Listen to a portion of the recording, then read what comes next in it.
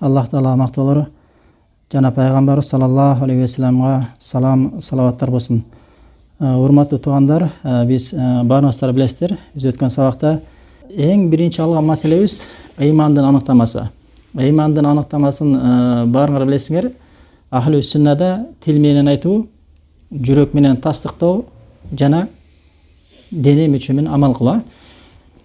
Биз ала турган маселе бүгүнкү ыймандын бөлүкчөлөрүнүн бутакчалары канча экенин билесиздерби? Буга чейин өтүңүздөр беле?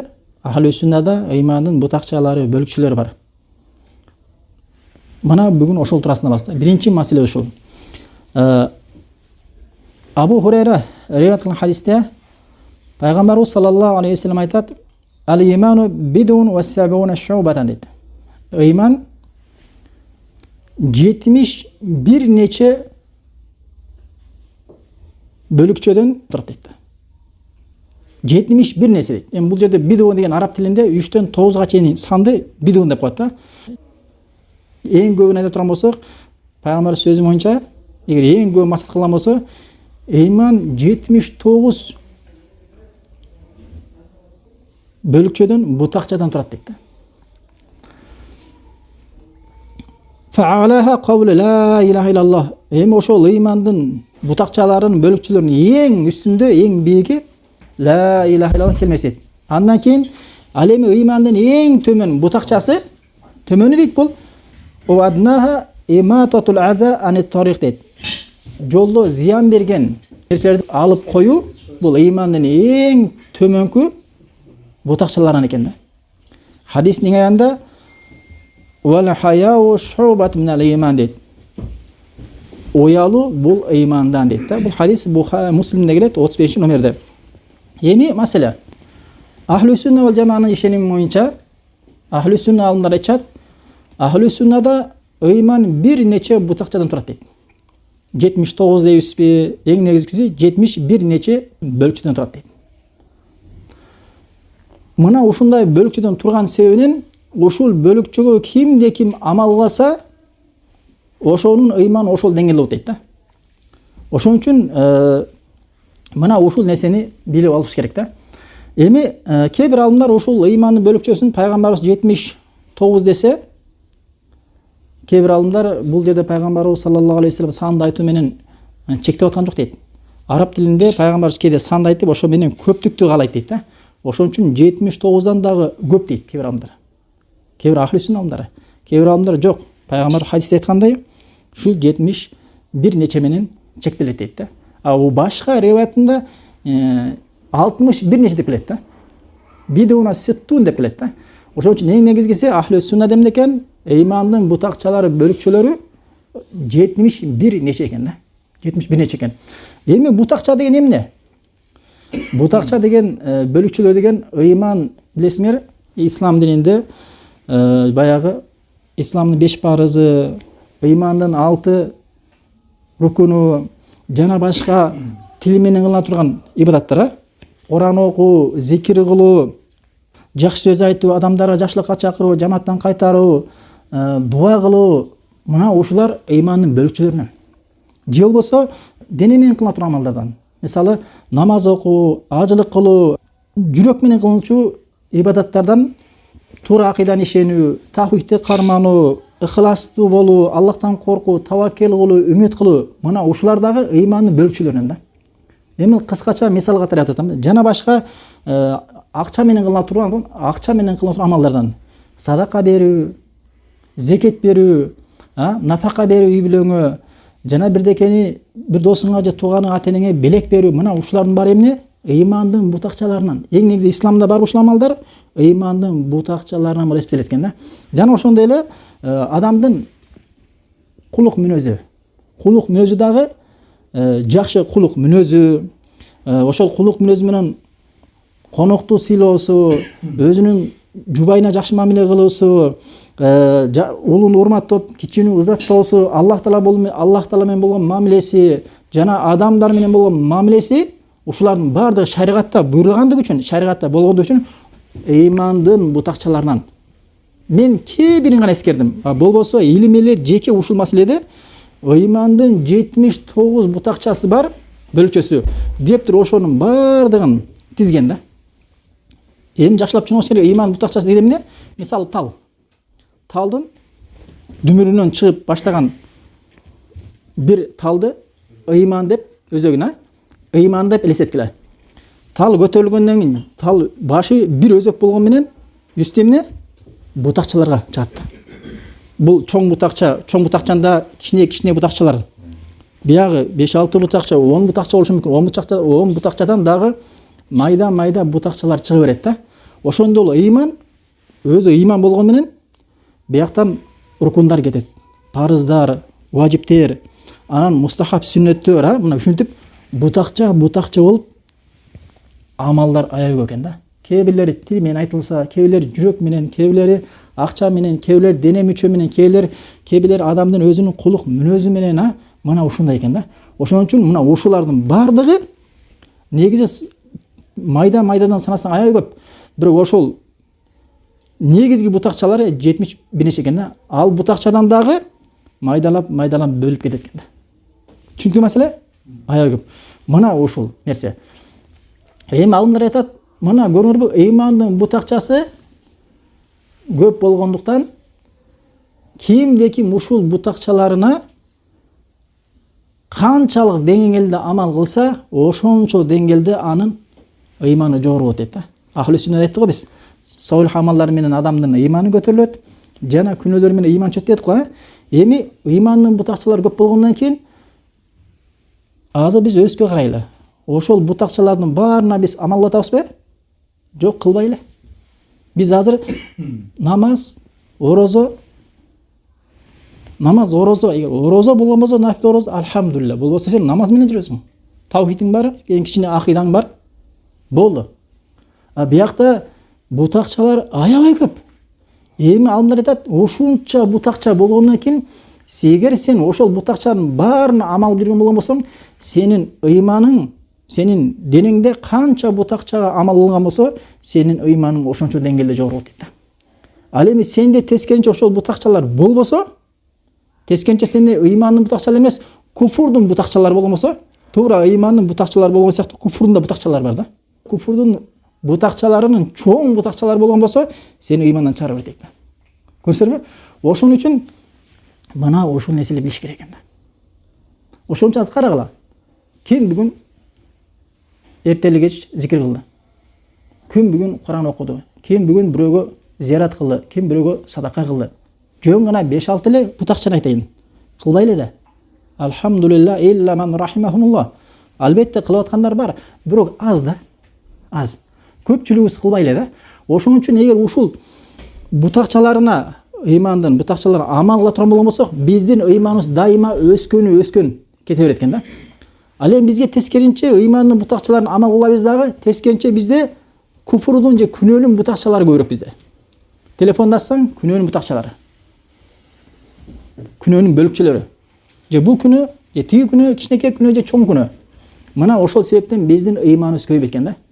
Ал эми сен күнөөлөрдүн баарын, куфурдун бутакчаларын, бөлүкчөлөрүн, күнөөлөрдүн бөлүкчөлөрүн, бутакчаларын баарын таштап, ыймандын бутакчалары, бөлүкчөлөрү менен алек болуп, көбөйтө турган болгон болсоң, сен канчалык деңгээлде көбөйтсөң, ошончо деңгээлде сенин ыйманың эмне болот экен?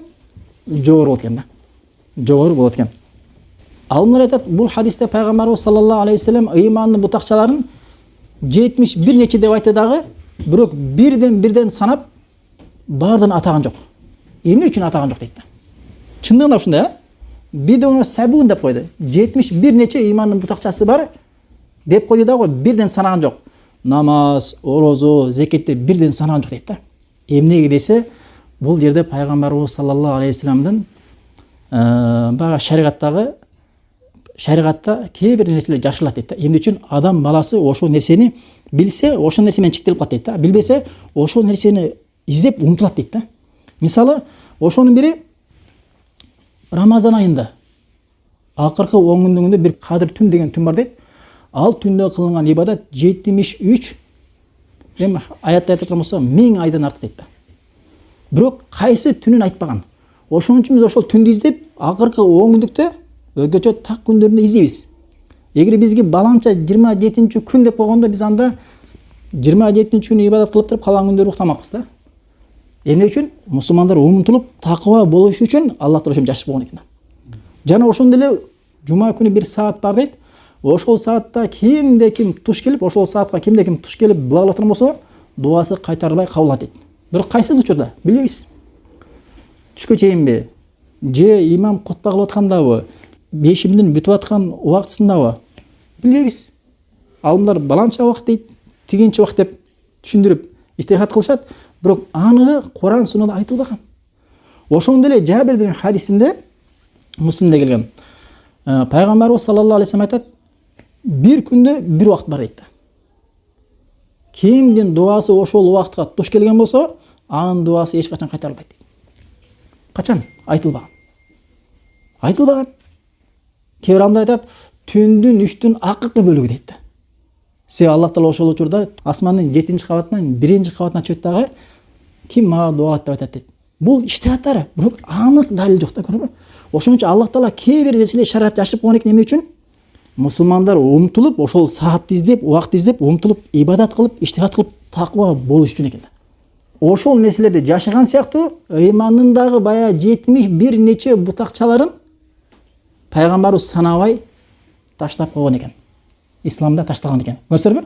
Эмне мусулман адам издеш керек. Ошон үчүн алымдар Ибн Хиббан, Байхақи жана башка бир топ алымдар 79 бутакчасын атайын кээ иштихат кылып китеп жазгандар бар. Бир чоң китепти ушул хадиске арнап, ошол 79 бутакча кайсы ибадаттар деп туруп ошону тизген алымдар болгон. Жеке бир китеп түзгөн, жазган. Хадистин уландысында пайгамбарыбыз саллаллаху алейхи вассалам айтат, ошол бутакча бардыгы бир даражада эмес дейт. Себеби ыймандын бутакчалары кээ бирлери важип, кээ бирлери рукун, кээ бирлери сүннөт болушу мүмкүн деп айтпадыкпы? Ошонун ичине эле баягы ыймандын 6 негиз кирип кетет, исламдын 5 парызы кирип кетет, жана башка сүннөттөр, ибадаттар баары кирип кетет. Баары жалпы ислам. Айтып атпаймынбы? Кээ бирлери фарыз, кээ бирлери важип, кээ бирлери рукун ар кандай, Ыймандын бутакчаларынын эң бийиги, эң чокусунда турган нерсе бул ла илаха иллаллах дейт. Карагыла. Эмне үчүн ла илаха иллаллах десе, алымдар айтат, себеби бул ла илаха келмеси менен адамдар иманга келет. Исламга кирет. Ушул келмеге амал кылышы менен анын акыйдасы оңолот. Таухид оңолот, ихлас оңолот дейт. Ошон үчүн алымдар айтат, бул жерде ким бул ыймандын эң бийик даражасы жөн гана ла илаха иллаллах деп айтып отурган болуп, айтып койсо жетиликтүү деп айтса бул жаңылат дейт. Аны эмес дейт. Ла илаха иллаллах келмесин айтып тилиң менен жана жүрөң менен ошол ла илаха келмеси талап кылган ишенимди жүрөң менен ишенип тасташың керек экен. Ал эми ким ла илаха келмесин айтып туруп, бирөө жүрөгүндө ошону тастап ишенбей турган болгон болсо, ал анда мунафиктардын амалы дейт. Сиз эки жүзлөр билесиңер, тилинин учу менен ла илаха иллаллах келмесин айтат дагы, бирок жүрөгүнө ишенбеген, Аллах Таала жалгыз деп ишенбеген, жана башка кыямат күнүнө, жана башка нерселерге ишенбеген алар. Ошон үчүн эмне? Бул жерде жөн гана айтуу эмес экен, эң ыймандын эң бийик даражасы, эң бийик бөлүкчөсү ла илаха иллаллах келмесин айтуу менен бирге талап кылган нерсесин жүрөктө ишенип экен. Бул адам баласынын мүчөлөрүнүн арасынан эң коркунучтуусу бул тил менен жүрөк дейт. Көбүнчө адам куфурга түшкөндө, бузулганда жүрөк менен тил биринчи бузулат экен. Эгер мусулман өзүнүн тили менен жүрөгүн Куран менен сүннөткө дал келтирип оңдой турган болгон болсо, анын артынан эмне? Дене эрчит дейт. Дене турат дейт. Намазы турат, башка ибадаты турат дейт. Ал эми кимдин тили биринчи бузулуп, натыйжасында жүрөгү бузулган болсо, ага эмне? Денеси эрчит дейт. Ошон үчүн көбүнчө адамды карасаң, куфр кылганда биринчи тили менен кылат. Биринчи тили менен жаман сөз сүйлөп алат, анан кийин жүрөгү менен ишенип жек көрүп баштайт, анан артынан эмне? Мушташмайт. Ошон үчүн мусулман адам тилин оңдосо, жүрөгүн оңдосо, эң жакшы эмне? Солих амалды жасаган болот экен. Эң негизи тили менен жүрөгүн оңдосо, нар жагында денеси ошого эрчип оңолот экен. Эми хадистин уландысында Adnaha imatatul aza anit tariq дейді. Имандың ең төмен дәрежесі емне десе емне дейді? Бұл көшедегі жатқан зиян беріп тұрған таш болуы, бұтақша болуы, емне нәрсе болбасын үшін алып қой дейді. Себебі бұл иманның ең төмен дәрежесі екен да. Ла илаха илlallah келмесі ең биік дәрежесі болса, ең төмен дәрежесі имандың көшеде зиян берген нәрсені алып қой екен да. Аның ортасында толтырған нәрсе бар. Намаз бар, ораза, зекет, иманның рукундары, толтыр ибадаттар бар. Ең төмен емне екен? Көшеде зиян берген нәрсені алып қойшың керек екен. Ең төмен екен. Бірақ ушул ең төменіне біз көп учурда ман өрбейбиз да. Ман өрбейбиз. Бирок алымдар айтат, мусулман адам эч качан бир шариғаттага буйрулган ибадаттардын эң кичинекей болсо дагы буга ман өрбей кош көңүл мамиле жасап таштап койбош керек дейт да. Себеби пайгамбарыбыз хадисте иттақуллаха вала бишиқ тамыр дейт да. Сен Аллахтан өзүңдү тозок отунан курманын жартысы менен болсо дагы садака кылып сактаган дейт. Курманын жартысы дейт. Пайгамбарыбыз саллаллаху алейхи ва саллям хадисте айтат, Бухаридин хадисте, бир адам жолдо кетип атат дагы, жолдо бир бутакчаны көрөт, зиян берген. Могу бутакча мусулмандарга зиян берип атыптыр. Кой ушуну алып коеюн деп Аллах ыраазы үчүн алып коет. Аллах таала ошол ишине ыраазы болуп аны бешке киргизет да. Карагы, хадис Бухариде. Хадис Бухари. Бирок бул иманы эң төмөн даражасы болгон менен ыхласы күчтүү болгон себебинен Аллах таала ыраазы болуп бешке киргизет да. Ошон үчүн урматтуулар, имандын кайсылыгына бутакчасы болбосун, ага амал кылбай таштап койбош керек экен. Хадистин эң аягында пайгамбарыбыз ал-хаяу минал иман дейт да. Оялуу бул имандан дейт. Оялуу имандан дейт. Себеби бул жерде пайгамбарыбыз саллаллаху алейхи ва саллям карасаңар, имандын аныктамасында 3 нерсе айтылат, а? Тил менен айтуу, жүрөк менен тастоо, дене үчүн амал кылуу. Ла иля келмесин эмне? Тил менен айтабыз, туурабы? Ушул жерде пайгамбар ушул хадис үчөөнү тең камтыган да. Ла иля келмеси айтылат. Тил менен. Көчөдөгү зиян берүүчү нерсе эмне менен алынат? Дене үчүн алынат. Уялуу каяктан болот?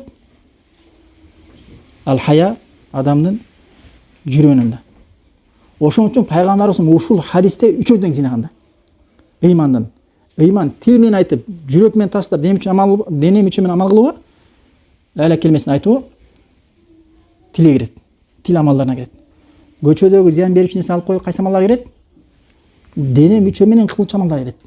Ал эми уялуу имандын кайсы амалдарына кирет? Жүрөк менен жасалуучу амалдарга кирет. Ошон үчүн имандын аныктамасы мына ушундай экен да. Эми ушул хадисте пайгамбарыбыз саллаллаху алейхи ва саллям айтат, уялуу имандан дейт.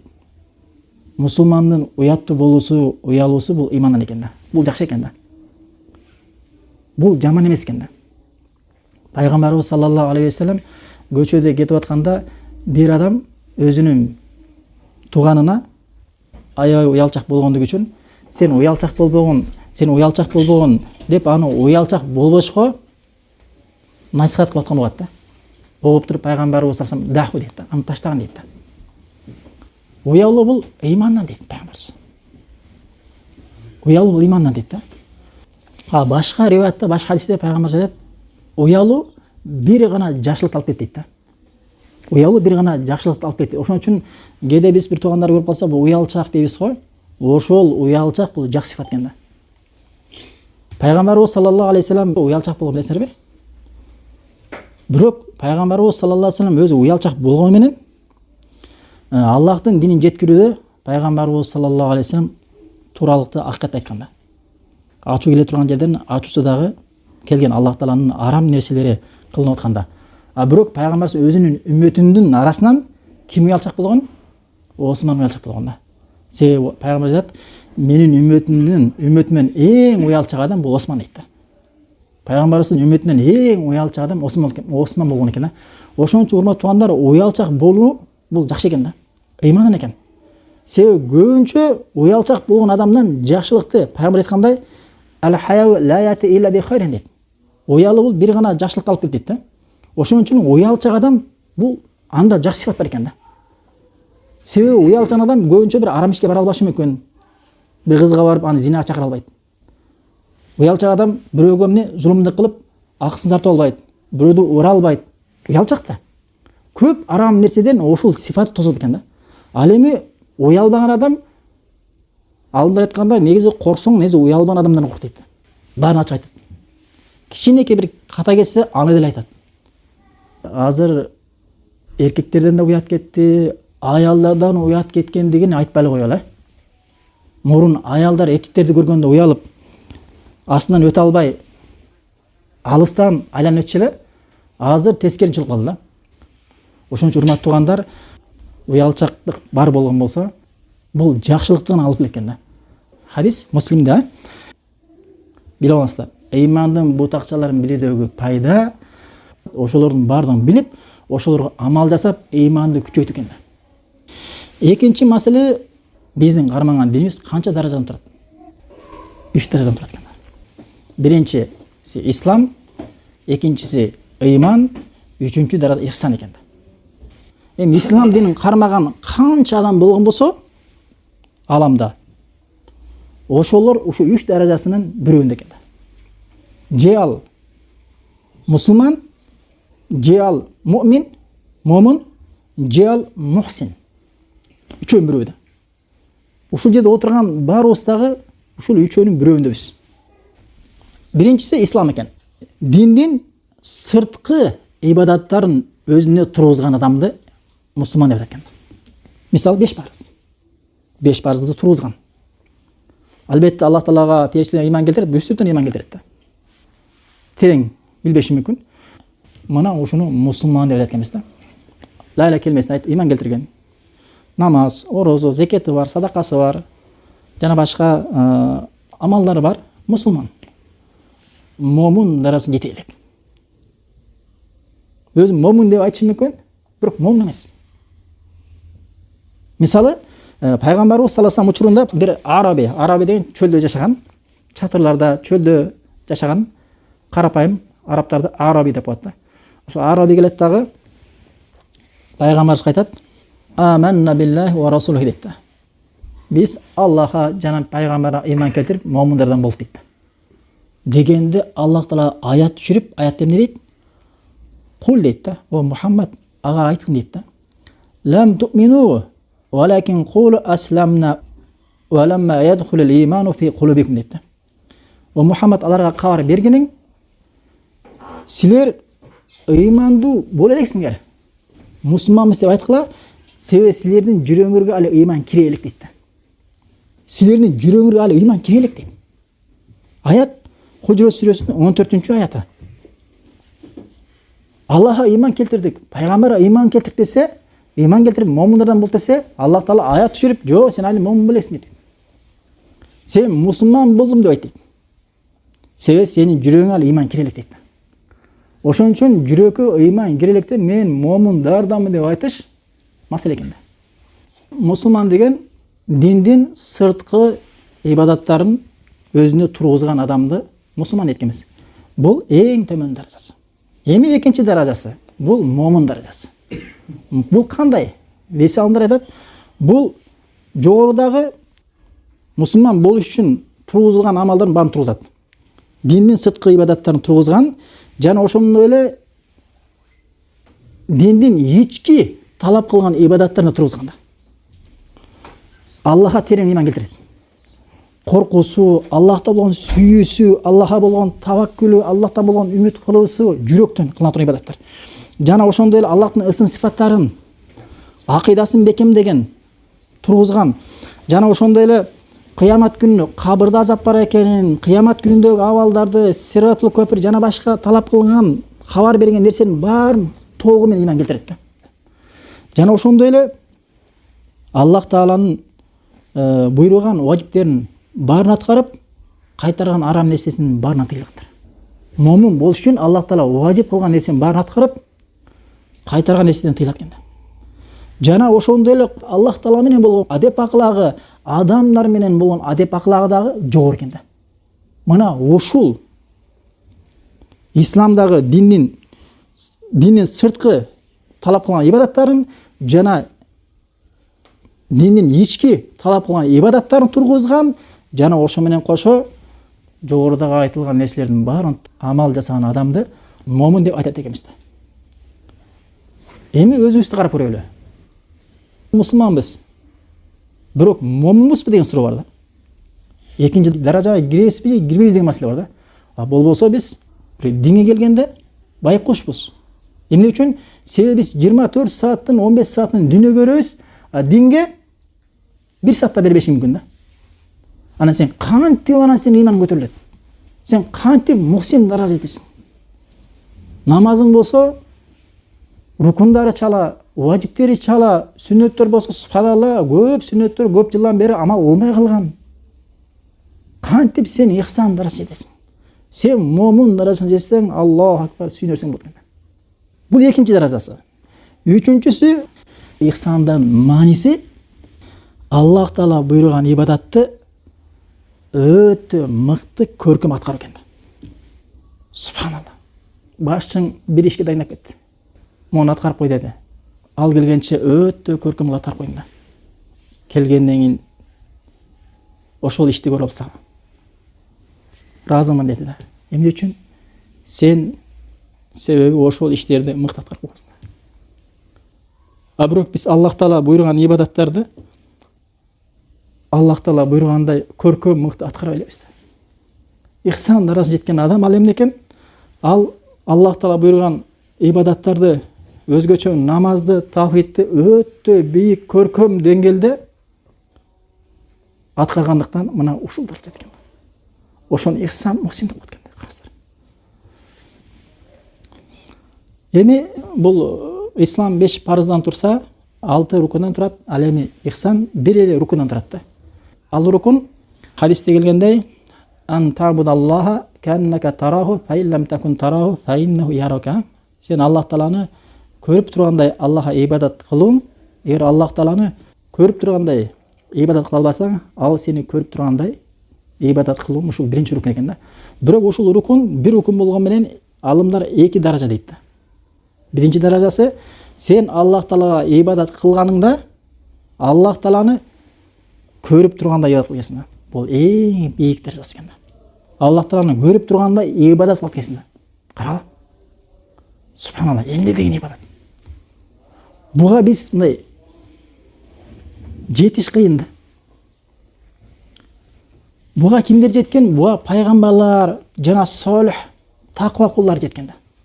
Мисалы, пайгамбарыбыз саллаллаху алейхи ва саллям Меккеден качып чыкканда Абу Бакир менен үңкүрдө болуп калат. Ошондо Курайыштар артынан кууп издеп чыгат. Үңкүрдө келип карашат аларчы. Караганда Абу Бакир я Расулалла деп коркондо пайгамбар эмне деп? Ла тахзан инналлах маана дейт. О Абу Бакир сен коркпогон. Аллах Таала биз менен бирге дейт. Биз менен бирге деген Аллах Таала көрүп турат, угуп турат. Илим менен биз бирге дейт. Пайгамбарыбыз саллаллаху алейхи ва саллям Аллах Тааланы көрүп турганда ибадат кылганда. Се Абу Бакир коркуп атса, пайгамбар жок, коркпогон дейт. Аллах Таала биз менен бирге дейт. Алла көрүп турат. Бейгабар эмес дейт. Мынакей. Мусулман адам ал кандай болуп, намазда болобу, орозодо болобу, базарда болобу, кайсы жерде жүрбөсүн, мухсин даражасына жеткен адам жада калса, адамдардан уялып, амалдар таштаткан болмосо, бул Аллахтан уялып таштайт экен да. Адамдардан коркуу эмес, Аллахтан коркушат экен. Аялдарды көргөндө, ошол аялдардан жүз бурганда, кээ бирлер жанымда кой, досум бар, ушу досум дагы мен тууралуу жаман ойдо калбасын деп жүзүн бурса, ал мухсин адам эмне? Аллах көрүп турат. Аллах көрүп турат.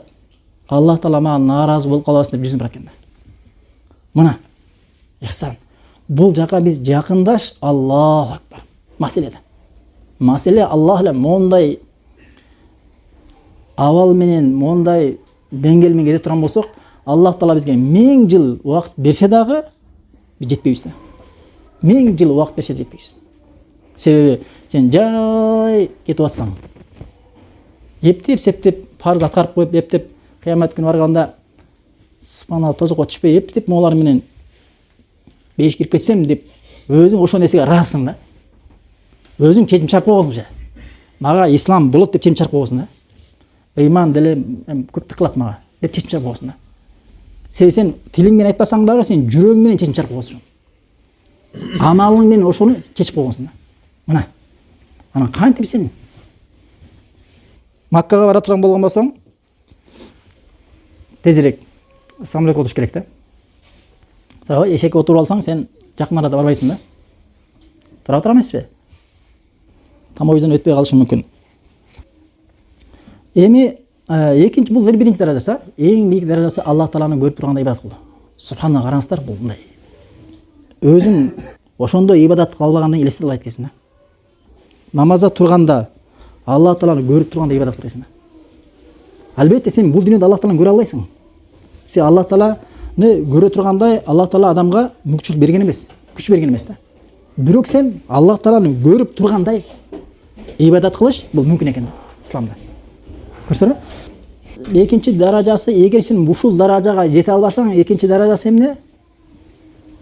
Аллах Таала сени көрүп тургандай ибадат кыл экен.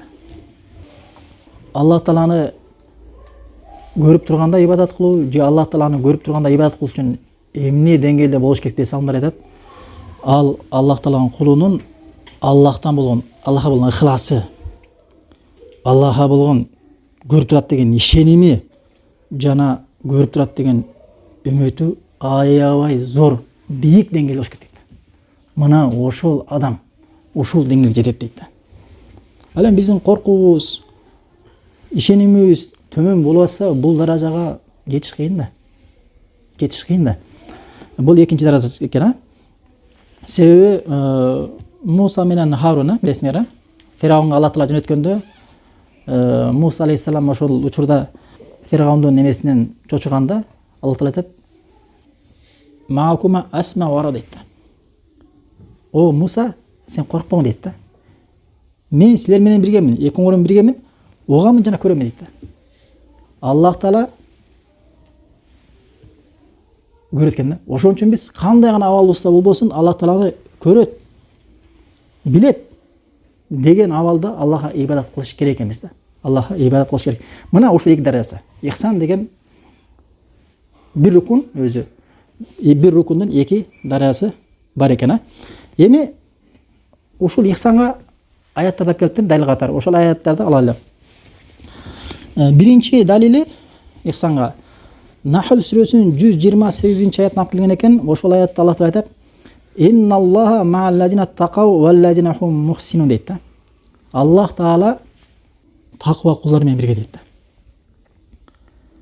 Эмне себептен десе, таква кулдар менен валлазина хум мухсинун дейт да. Аллах Таала өзүнүн жараткан тогузугунан корккон таква кулдар менен бирге валлазина хум мухсинун, себеби алар дейт мухсиндер дейт да.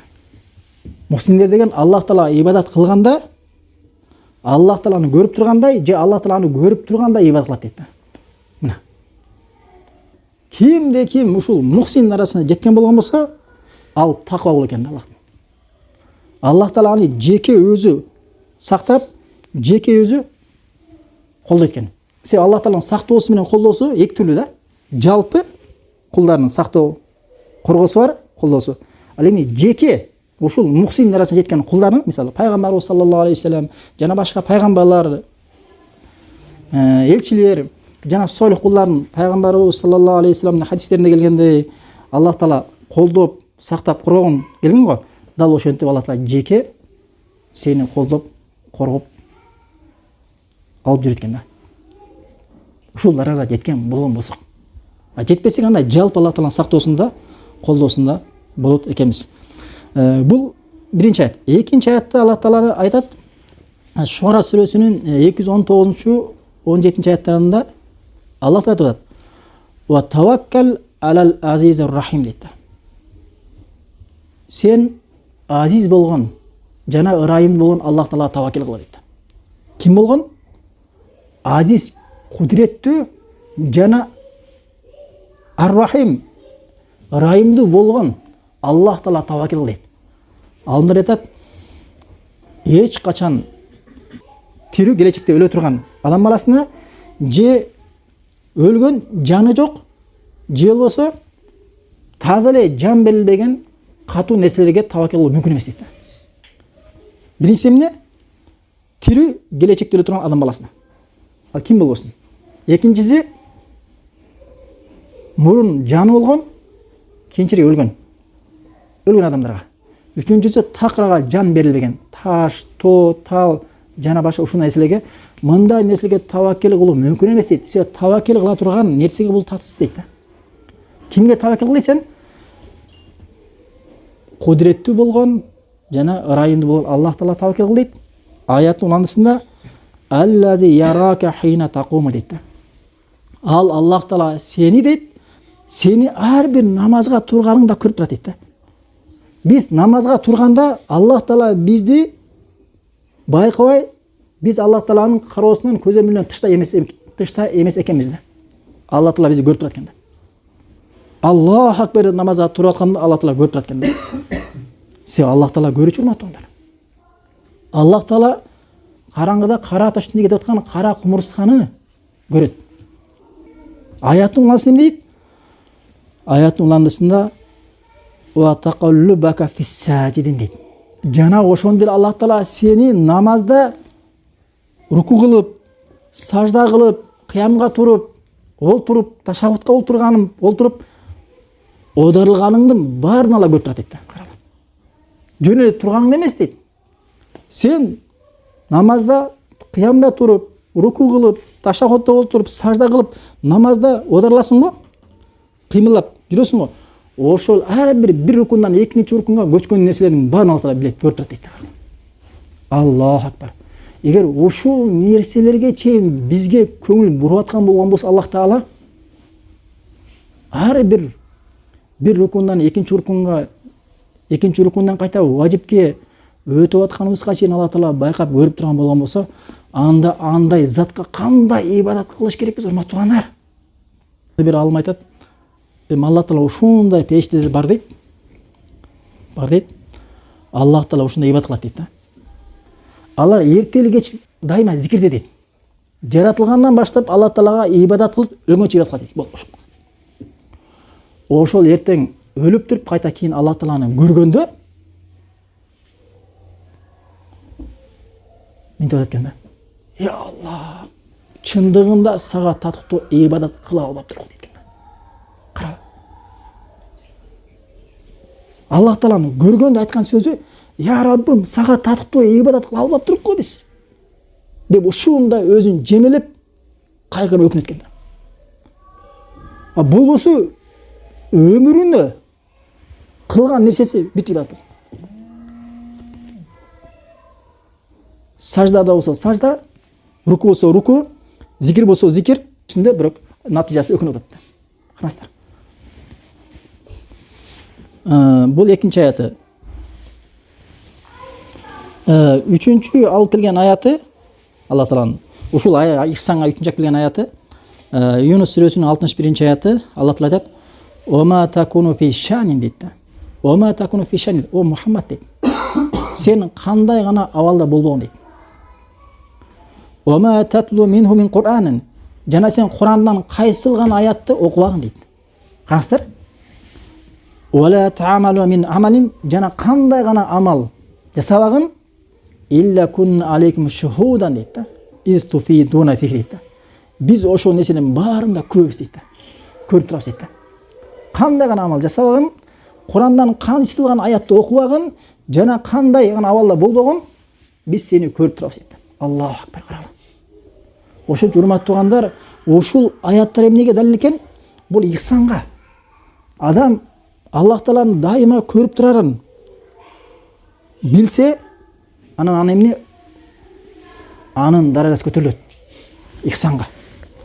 Мына биз ушул нерсе менен ихсан даражасына көтөрүлө алат экенбиз. Се 2-3 аят ушундай. Болбосо мындай аяттар, хадистер жүзөп саналат да. Ошентип илим алып берсек, иншалла жайдан биздин ыйманыбыз жайдан көтөрүлүп, Аллах Таала насип кылып өлгөнчө мүмкүн иншалла ихсан даражасынын төмөнкүсүнө да илешип калсак, бул Аллах акбар чоң неmat урматтуулар. Кимде ким ихсан даражасына жеткен болгон болсо, бул бактылуу адам экен да. Се Аллах Таала ошол нерсеге тавфик бериптир. Анан ихсан даражасына жогоруда айткандай, бул сулуу сөз менен же сулуу даат менен адамдар айтып койрго менен ага жетиш өтө кыйын да. Ал үчүн эмне кылыш керек? Адам ушул ихсанга жеткире турган амалдарды үйрөнүп туруп иштигат кылыш керек экен да. Аракет, мыкты иш алып барыш керек экен да. 3 диндин даражасы болгон исламга, ихсанга жана ыйманга хадистен далил. Бул хадис белгилүү хадис.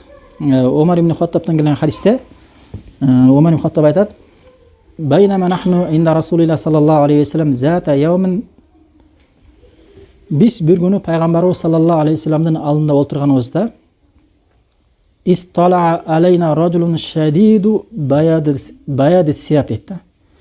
Бизге бир ушундай кийими аппак ва шадиду савад шар, чачы капкара бир адам келди дейт да.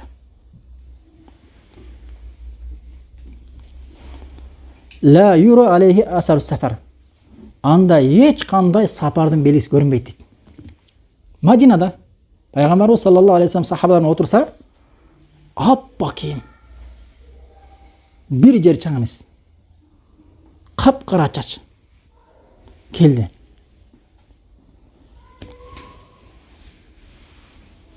Вала ярифуху мин ахадун. Жана биздин арабыздан эч ким аны тааныбайт дейт. 14 кылым мурун Мадинага бир адам келип атат.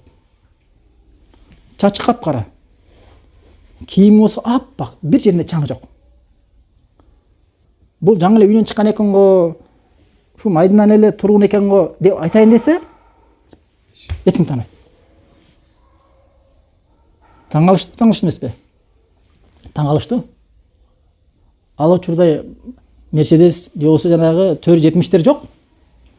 Үйдөн костюмду түктөп, оштун бир айылына барып туруп, бир чаң жок түссөң, сага эч ким таң калбайт, туурабы? Сен машина бар да. Кандай немат? Ошон үчүн урматтуу туугандар, азыркы учурдагы унаалардын чыгышы, самолеттердин чыгышы Аллахтын чоң нематы экен да. Чоң немат экен. Сен үйүңөн чыгасың, мурун Меккеге 1 айда, 3 айда барган болгон болсо, сен азыр 5 саатта барасың. Жана жолдо кетип атып дагы үйүңө байланышып, мурунку учурда үйдөн чыгып кеттим Меккеге, Аллах алама, өзү келет же кат келет да, өл дегенчи. Сен азыркы учурда Аллах акбар, чоң немат да. Эң негизгиси келди дагы хатта жаласа илан наби саллаллаху алейхи ва саллям фаснада рукбатайхи ила рукбатайхи ва вада каффайхи ала фахизайхи дейт да. Пайгамбарыбыз саллаллаху алейхи ва салламдын астына олтуруп, эки тизесин пайгамбарыбыз саллаллаху алейхи ва салламдын эки тизесине тийгизди дагы, эки колун алаканын эки тизесине койду дейт. Ва кала я Мухаммад, о Мухаммад деп айтты. Ахбирни анил ислам. Мага исламдан кабар бергиң дейт. Пайгамбарыбыз саллаллаху алейхи ва саллям факала Расулуллах саллаллаху алейхи ва саллям ал-исламу ан ташхада ан ла илаха иллаллаху ва анна Мухаммадан расулуллахи ва туқима ас-салати ва тутия az-закати ва тасума рамадан ва тахуджал байта ин истатата илайхи сабила дейт. Пайгамбарыбыз саллаллаху алейхи ва саллям ислам дини бул ла илаха иллаллах Мухаммаdur расулуллах деп көйлүк берүүң дейт. Күнүнө 5 мал намаз окуң, зекет берүүң, орозо кармооң, жана жолго чыгууга мүмкүн болгон болсо ажылык амалдарын кылууң деп айтты. Дегенде баягы адам садакта чындыкты айттың, туура айттың дейт. Себеби негизи сурап келген адам билет ал. Сурайт дагы кайта садакта туура айттың деп айтты. Хадистин уландышында эмне дейт? Фа ажибна лаху ясалуху ва юсаддикуху дейт. Биз ага аябай таңалып дейт. Сурайт дагы анан артынан тастап коёт дейт. Чындыкты айттың депчи. Билген адамдай да. Билген адамдай. Таң калып атат. Эми алымдар айтат, кээде адам бирдекени билсе деле, бирок илим эсине келгенде ошо билген нерсени адамдарга үйрөтүү максатында эле сурап коюшу мүмкүн дейт. кээ бир балдар болот го толуп илимдер. Шекнасына барат да өзү ошо маселени билет. Бирок ошо толиптердин арасында бир маселеде толиптер аксап же ыйманы түшүп бир фитна болуп аткан болгон болсо, же бир ыйманы түшүп бир күнөө болуп аткан болгон болсо, же бир маселеде фитналанып күмөнүп аткан болгон болсо, устаз баланча маселеге эмне дейсиз? Баланча маселенин жообу кандай деп сурап коет да. Өзү билет. Бирок өзү айтса, аны эч ким кабыл алышы мүмкүн да. Бирок илим эсинен сурап коет, илим эси жооп берип коет. Баарына пайдалуу болот да. Бул кээде бир заки толиптердин колунан келген нерсе да. Бул билгендей садакта туура айтын деп кой дейт да. Хадистин муландысында фа ахбирин алил иман, эми ыймандан кабар бериңиз деп айтты. Пайгамбарыбыз саллаллаху алейхи вассалам ан ту'мина биллахи, Аллах таалага ыйман келтүрүң, ва малаикатихи, периштелерине ыйман келтүрүң, ва кутубихи, китептерине, ва русулихи, пайгамбарларына, ва яумил ахир, кыямат күнүнө, ва ту'мина бил кадари хайри ва шаррихи, жана тагдырдын жакшысына жана жамандыгына ыйман келтүрүң деп айтты да. Баягы 6 ыймандын негизин санап берди. Андан кийин баягы адам жогорудагыдай эле садакта туура айтын деп айтты. Туура айтын дейт. Фа ахбирни анил ихсан. Мына эми ихсандан кабар бергиң десе, пайгамбарыбыз саллаллаху алейхи вассалам ан табудаллаха, сен Аллах тааланы көрүп тургандай сыйынуң, же сени Аллах таала көрүп тургандай сыйынуң деп айтты. Андан кийин фа ахбирни анис-саа. Кыямат күнүн качан болорунан кабар бергин деп сурады дейт. Десе пайгамбарыбыз саллаллаху алейхи вассалам эмне деди? Мал масул анха би'алама мин ас-саил дейт да. Суралып жаткан адам сурап жаткан адамдан билимдүү эмес деп айтты. Тактап айтканда, сурап аткан адам менен сурап аткан адамдын экөөнүн илими бул маселеде бирдей эле дейт да. Буну эч ким билбейт. Мен менен сенин эч кандай экөөбүздүн маселе айырмак жок дейт да. Эми алымдар бул маселеде мындай деп айтышат. Кээ бир адамдар бар дейт да. Келип эле кыямат күнү качан болот? Кыямат күнү качан болот деп сурай берет дейт да. Бирок амал кылышы мүмкүн дейт да. Ошол адамдар ошентилат да. Неге имчи сурайт дейт да. Бул адам туура ушундай адам дейт да. Бул адамга мындай мисал келтириш керек дейт да. Мисалы бир чоң шаар же өлкө. Ошого кабар келсе, баланча чоң душман келатат десе, ошол шаардын эли экке бөлүнөт дейт да. Бир бөлүгү баланча душмандар келаттыр деп душманга аракет кылып даярданат дейт да. Курал жаракты даярдап, аттарды, жана башка нерселерди даярдайт дейт. Аракет кылат дейт. А экинчи топтогулар качан келет я? Кар келип калды. Качан бизге жетет? Ушинтип айткан сыяктуу дейт да. Кайсынысы туура? Даярдангандар туура ишти кылган болобу? Же кар келип калды, качан жетет бизге деп душманды күткөндөр тууралык кылган болобу? Белгилүү да маселе, туурабы? Ошон үчүн кыямат күнүн сурай бербейле дейт. Качан болот? Мисалы, кээ бир адамдар бар, таң каласың. Ушу менен ооруп калган да. Кыямат качан болот я? Аламаттар чыгып бүтүп калып турган почти. Кичинекей аламаттары качан келет я? Пайгамбарыбыз саллаллаху алейхи вассалам астында бирөө сураганда, пайгамбарыбыз ошол кыямат күнгө эмне даярдың дейт. Ошон үчүн биринчи адам кыямат күн качан болот дей бербей, сен биринчи даярсыңбы өзү? Чоң кыяматка келерине күмөн жок. Андан да биринчи кичинекей кыямат, ар бир адамдын өлүмү андан да эртерээк келет. Ошон үчүн адам биринчи жанагы шаардын экинчи тобунда адамдардай болуп, кар келип калды я, качан келет? Жетейин деп калдыбы деп айткандардай болбой, сен биринчи даярдан. Биринчи топтогу адамдар курал жарагын даярдаган сыяктуу сен тавхидиңди оңдо, намазыңды оңдо, орозоңду оңдо, ибадаттарыңды оңдо, күнөөлөрдүн баарынан алыс бол, даяр бол. Анан кийин сурасаң, алхамдулилла. Окуган намаз жок, же орозосу жок, кылып аткан ибадаттарым баары чики, ыхлас төмөн. Кыямат качан болот? Кыямат күн болгондо машалла 5-ке түз кетесиңби?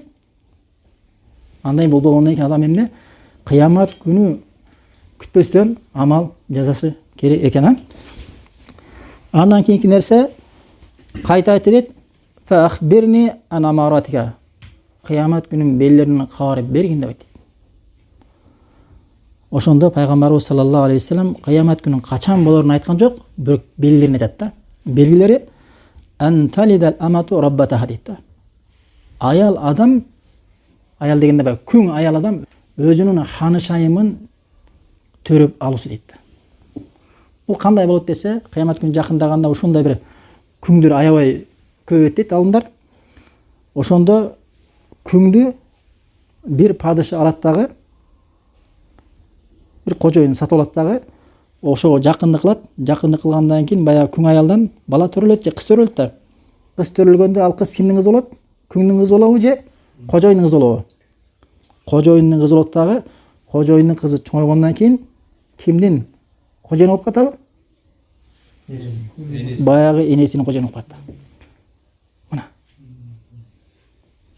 Кээ бир алымдар айткан, жок, кыямат күнү жакындаганда балдар же кыздар атасына зулумдук кылып, аял баласын же кызын төрөгөндө кыз ушунчалык катыгез болуп, ата энесине жаман мамиле кылгандыктан туура эмне өзүнүн кызынын астында же баласынын астында туура күң сыяктуу болуп калат деген. Кээ бир адамдар. Чындыгында азыркы учурда ошондой бар го, кээ бир энелер бар, баласынан кызынан коркот да.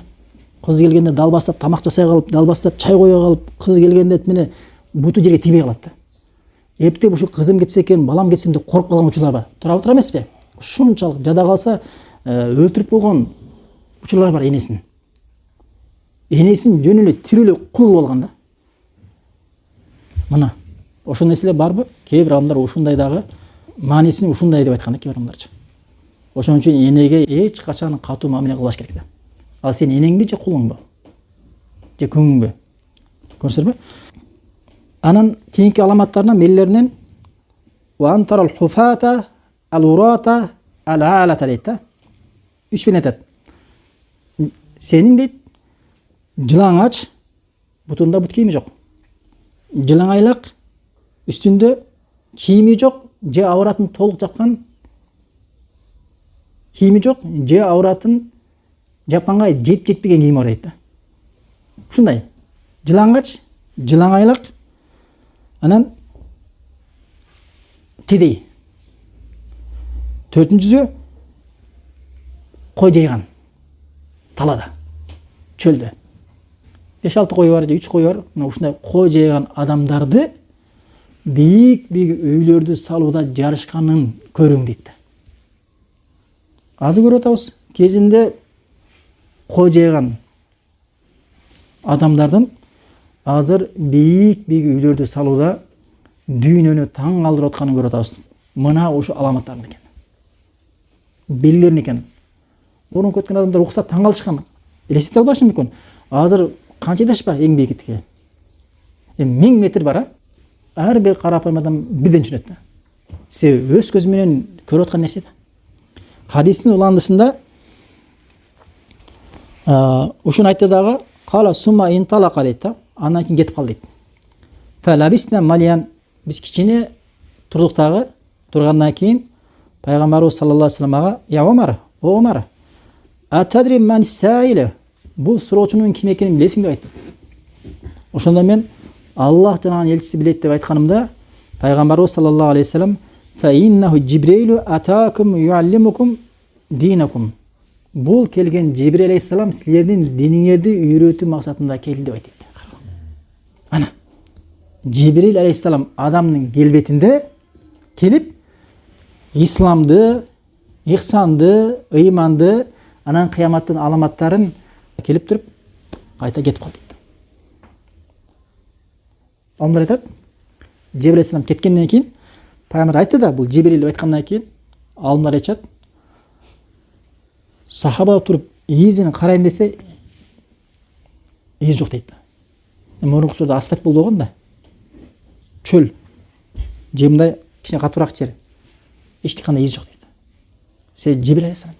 Ушул хадистеги эң негизи бизге керектүү жери, хадисте исламдын 5 парызы, имандын 6 негизи рукуну жана ихсандар айтылганда, мына ошондуктан ушул хадисти бизге далил катары алып келген да. Урматтуу туугандар, мына ушу менен биз иншалла бүгүн 3 негиздин 2 негизин толугу менен бүтүрдүк да. Эми иншалла кийинки сабакта 3 негизди өтөбүз да. Ал пайгамбарыбыз саллаллаху алейхи вассалам таануу. Аллах таала баарыбызды туура жолго салып, отурган отурушта береке берип, ушул сабактардан пайда алышты насип кылган болсун. Баракаллаху фикум.